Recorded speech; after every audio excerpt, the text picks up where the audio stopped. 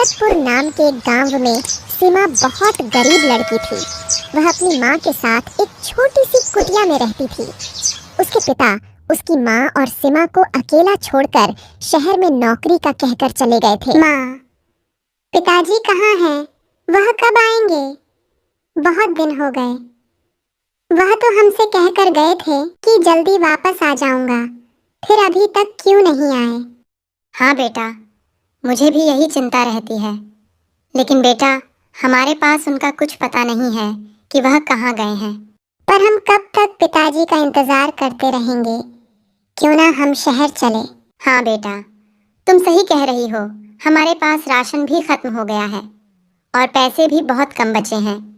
हम कल ही सुबह शहर चलेंगे तुम्हारे पिताजी को ढूंढने, लेकिन उसके पहले मैं पास में चाचा जी से इस बारे में बात कराती हूँ। वो पास में ही सरपंच रहते थे, जो बहुत समझदार थे। गांव के लोग उन्हें चाचा जी कहते थे। उनके पास बात करने जाती है। चाचा जी,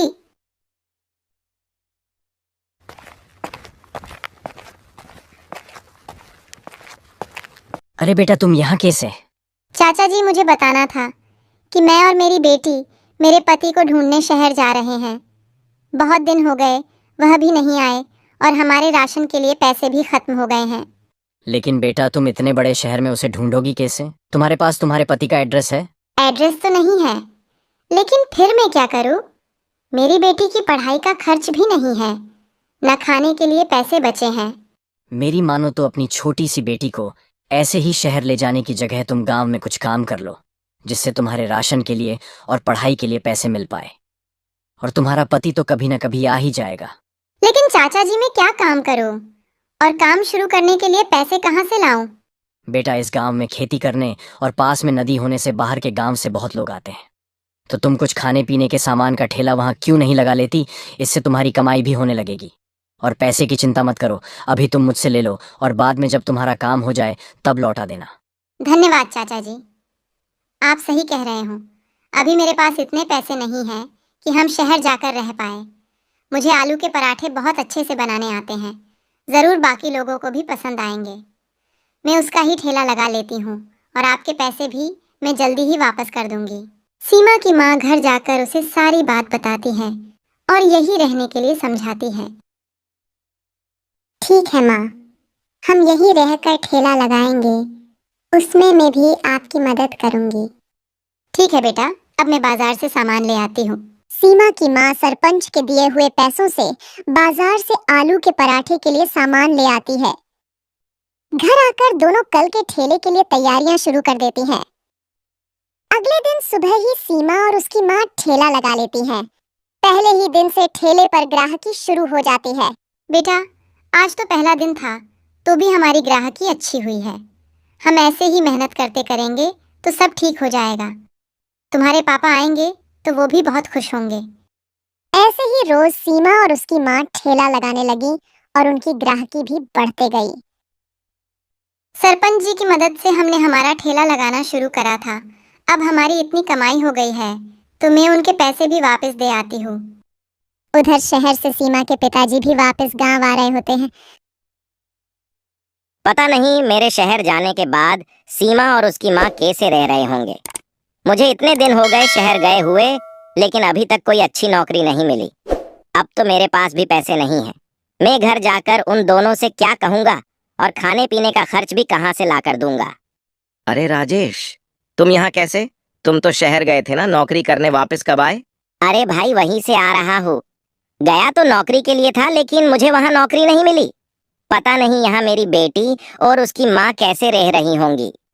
अरे तुम उसकी चिंता मत करो, वह दोनों तो यहाँ बहुत अच्छे से रह रही है। सीमा की माँ ने आलू के पराठे का ठेला लगाना है चालू करा है। बहुत दिनों से वह वहीं ठेला लगा रही है और उनकी कमाई भी बहुत अच्छी होने लगी है। लेकिन हर दिन वो दोनों बस तुम्हारा इंतजार करती रहती हैं। तुम्हें देखकर वो बहुत खुश हो जाएंगी। क्या तुम सच कह रहे हो? तुमने तो ये बताकर मेरी चिंता दूर कर दी। मैं अभी जाकर उन दोनों से मिलता हूँ। सीमा बेटा। अरे पिताजी, माँ देखो, पिताजी वापस आ गए। इतने दिन से आप कहाँ थे? हमें आपकी बहुत चिंता हो रही थी। मन में ना जाने कैसे कैसे ख्याल आ रहे थे।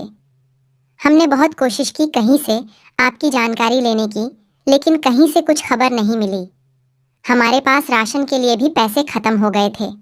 सीमा के स्कूल की फीस के लिए भी पैसे नहीं थे, तो उसको भी स्कूल से निकाल दिया था। तभी से मैंने आलू के पराठे का ठेला लगाना चालू करा। मुझे भी शहर में तुम दोनों की बहुत चिंता हो रही थी। वहां मैं काम की तलाश में इधर उधर भटक रहा था, लेकिन कहीं कुछ काम नहीं मिला। कहीं काम मिला तो वो पैसे वहां रहने में खर्च हो गए। लेकिन तुम्हारे पास ठेला लगाने के पैसे कहाँ से आए?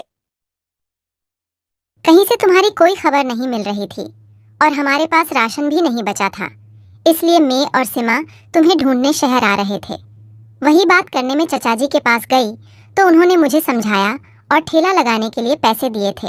और आप चिंता मत करिए, यहाँ हमारे पराठे के ठेले पर अच्छी ग्राहकी होने लगी है। अच्छा हुआ आप भी आ गए। अब हम सब मिलकर ठेला लगाएंगे और एक साथ रहेंगे। अच्छा, फिर तो मुझे अभी ही चाचा जी के पास जाकर उनका धन्यवाद करना चाहिए। अगर वो तुम्हें सलाह नहीं देते और ठेला लगाने के लिए भी पैसे नहीं देते तो ना जाने क्या हो जाता। आप इतनी दूर से आए हैं, पहले कुछ खा लीजिए, फिर हम दोनों चाचा जी के पास चलते हैं। चाचा जी, आपका बहुत बहुत धन्यवाद। मेरे शहर जाने के बाद आपने मेरे परिवार की इतनी मदद की। अगर आप इन्हें शहर आने से नहीं रोकते तो पता नहीं मैं इन दोनों से कैसे मिलता। अरे बेटा, इसमें धन्यवाद की क्या बात है? यह तो मेरा फर्ज है। धन्यवाद तो तुम्हें तुम्हारी पत्नी का करना चाहिए। उसने तुम्हारी बेटी के लिए बिना सोचे इतनी मेहनत की और सफल भी हुई। अब तुम यहाँ आ गए हो तो अब तुम दोनों मिलकर काम करो। सीमा को स्कूल भेजने के बाद वह दोनों मिलकर ठेला लगाने लगे और अच्छी कमाई करने लगे।